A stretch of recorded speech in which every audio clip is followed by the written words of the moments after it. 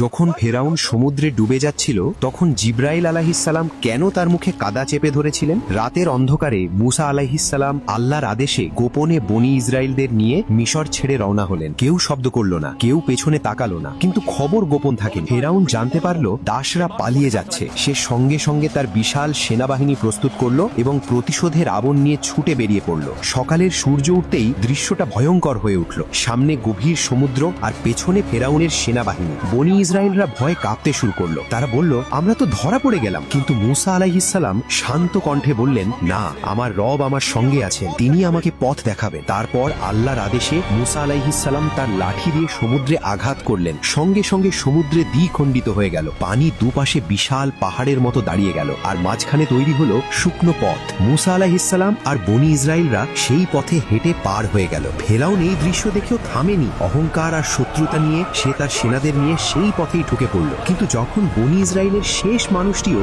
অপর তীরে পৌঁছে গেল, তখন আল্লাহ দ্বিখণ্ডিত পানি আবার মিলিয়ে দিল। সমুদ্র ঢেকে ফেলল ফেরাউন আর তার বাহিনীকে। ডুবতে ডুবতে ফেরাউন তখন চিৎকার করে বলল, আমি বিশ্বাস করি বনি ইসরায়েলরা যার ওপর ঈমান এনেছে তিনি ছাড়া আর কোনো উপাস্য নেই। আমি এখন আনুগত্যকারীদের একজন। ঠিক সেই মুহূর্তে জিব্রাইল আলাইহিসসালাম সমুদ্র থেকে কাদা তুলে ফেরাউনের মুখে ঢেলে দিলেন। কারণ এটা বিশ্বাস নয়, এটা ছিল মৃত্যুর ভয়।